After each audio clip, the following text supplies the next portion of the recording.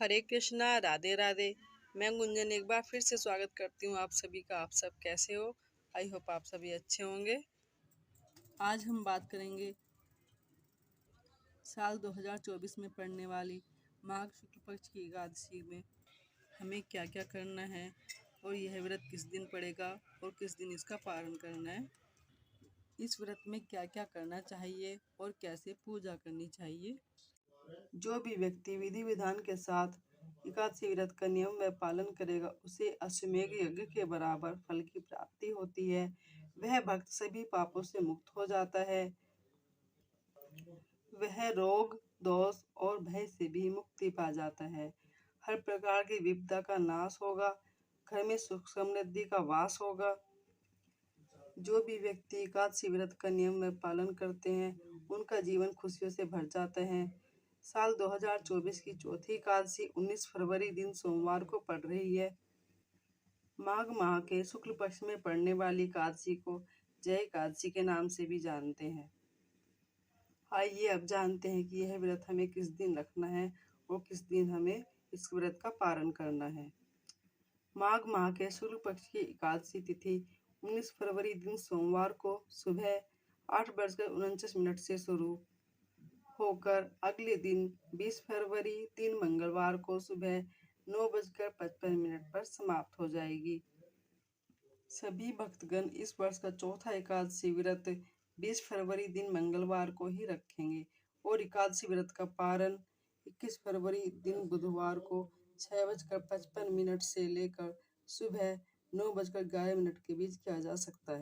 सभी भक्तगण इस वर्ष का चौथा एकादशी व्रत 20 फरवरी दिन मंगलवार को ही रखेंगे और एकादशी व्रत का पारण 21 फरवरी को दिन बुधवार की सुबह 6:55 से लेकर सुबह 9:11 के बीच किया जा सकता है।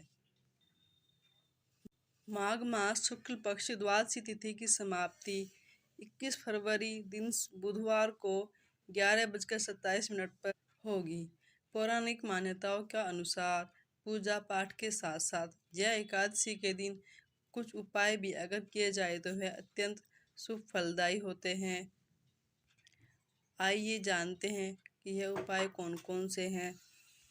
जया एकादशी के दिन गंगा जल और तिल से स्नान का उपाय। दोस्तों, जया एकादशी के दिन गंगा स्नान करना बहुत मंगलकारी होता है।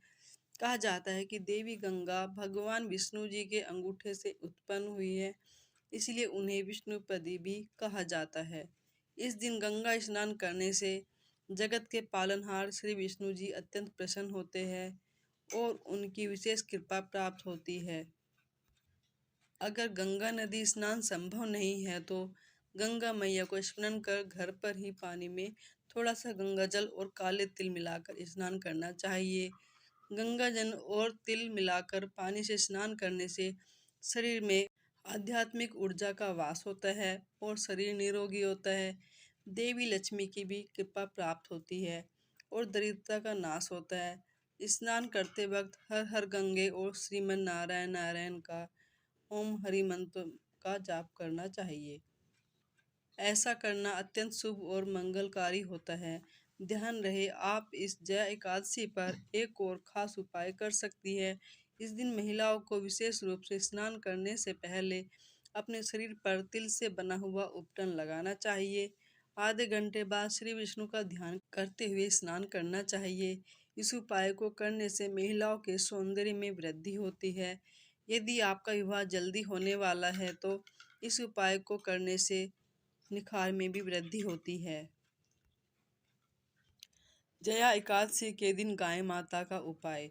दोस्तों, जैसा कि हम जानते हैं कि भगवान विष्णु जी को गाय माता अत्यंत प्रिय है, तो ऐसे में जया एकादशी के दिन गाय माता को हरा चारा खिलाए, घर में सुख समृद्धि आएगी। कहते हैं गाय को हरा चारा खिलाने से बहू के कटु व्यवहार में सुधार आता है और अगर संभव हो तो किसी गौशाला में जाकर आप इस दिन थोड़ा सा समय निकालकर गाय और उसके बछड़े की सेवा भी कर सकते हैं। जैसा उन्हें नहलाना धुलाना, उनके रहने की स्थान की साफ सफाई करना अत्यंत शुभ और मंगलकारी होता है। ऐसा करने से संतान सुख की प्राप्ति होती है। हर रोज बिना चकला बेलन की सहायता से बनी अपने हाथों की रोटी अपने हाथों से गाय को खिलाकर आप गाय माता से 33 कोटि देवी देवताओं का आशीर्वाद पा सकते हैं। यह शुभ उपाय 100 कन्यादान के बराबर फल देता है। सनातन धर्म में गाय को गौमाता कह करके बुलाया जाता है। सभी धार्मिक कार्यों में गाय माता का अपना अलग ही महत्वपूर्ण स्थान है। इनकी सेवा करने मात्र से ही स्वर्ग लोक की प्राप्ति होती है। विभिन्न प्रकार के दुखों और पापों से मुक्ति मिल जाती है। बस आप सच्चे मन से गौ सेवा करें और चमत्कार देखें। अगर आप अपने जीवन में खुशहाल रहना चाहते हैं तो गौ माता की सेवा करें। गाय की सेवा करने से भगवान विष्णु अत्यंत प्रसन्न होते हैं और उनकी कृपा दृष्टि हम पर सदैव बनी रहती है। जया एकादशी के दिन पीपल वृक्ष और तुलसी माता का पूजन उपाय। दोस्तों, मान्यता है कि पीपल के वृक्ष में भगवान विष्णु और माता लक्ष्मी के साथ साथ सभी देवी देवताओं का वास होता है और वैज्ञानिक दृष्टि से देखें तो यह पेड़ सबसे ज़्यादा ऑक्सीजन भी पैदा करता है। इसलिए पीपल के पेड़ को बहुत ही पवित्र और जीवन प्रदान करने वाला माना जाता है। जया एकादशी के दिन तांबे के लोटे में गंगा जल, फूल, इत्र, तिल, गुड़ डालकर पीपल के वृक्ष में जल अर्पित करें। फिर पीपल के वृक्ष की 7, 11, 21 या 51 या 108 बार परिक्रमा करनी चाहिए। परिक्रमा करते हुए ओम नमो भगवते वासुदेवाय नमः मंत्र का जाप करना चाहिए। ऐसा करने से मानसिक शांति मिलती है। कुंडली से शनि का प्रकोप भी कम होता है। शरीर में वात, पित्त और कफ का संतुलन बना रहता है। घर में सुख, समृद्धि और वैभव का वास होता है और दरिद्रता का नाश होता है। शाम के समय पीपल की पूजा करने के बाद पीपल के नीचे घी का दीपक जलाना चाहिए। इससे घर की नकारात्मकता दूर हो जाती है और घर की उन्नति होती है। जया एकादशी के दिन तुलसी माता पर जल के साथ थोड़ा सा कच्चा दूध मिलाकर जल अर्पित करें तो इससे लक्ष्मी अत्यंत प्रसन्न होंगी और क्योंकि लक्ष्मी जी के सफ़ेद वस्त्र अत्यंत प्रिय है, इससे भगवान विष्णु व माँ लक्ष्मी जी प्रसन्न होकर सुख समृद्धि का आशीर्वाद देते हैं और आर्थिक स्थिति में सुधार आता है। दोस्तों, यदि आपकी आर्थिक स्थिति बहुत ही ज़्यादा कमज़ोर है तो यह उपाय अवश्य करें। जया एकादशी के दिन शुभ चीज़ों का दान करें। जया एकादशी पर जितना महत्व पूजा का है उतना ही महत्व दान का भी है। इस दिन दान अत्यंत ही शुभ माना जाता है। तो महिलाएं सफ़ेद सूती कपड़े में 5 अंजलि काले तिल और श्रद्धा अनुसार कुछ धनराशि रखकर उसकी छोटी सी पोटली बनाकर आप इसे अपने हाथों से किसी गरीब व्यक्ति या ब्राह्मण को, जरूरतमंद को किसी सम्मानपूर्वक दान करें और उनका आशीर्वाद प्राप्त करें। इस उपाय को करने से वैभव और ऐश्वर्य में वृद्धि होती है। तिल दान करने से दुख, दुर्भाग्य और दरिद्रता का नाश होता है और मान्यता है कि इस दिन जितने दिन तिल के दाने आप अर्पित करते हैं उतने ही दिन आपको स्वर्ग का सुख प्राप्त होता है। इसके अलावा जय एकादशी को दान में पीले और सफ़ेद रंग की वस्तुएं भी दान करनी चाहिए। अत्यंत शुभ और मंगलकारी माना जाता है। जैसे केला, दही, सफ़ेद और पीली मिठाई, लड्डू, गुड़, मूंगफली तथा आप पीले कपड़े का भी दान कर सकते हैं। इस दिन भगवान विष्णु के मंदिर में जाकर तिल और गुड़ के 11 लड्डू बनाकर भी दान करना चाहिए और घी के दीपक से विष्णु जी की आरती करें।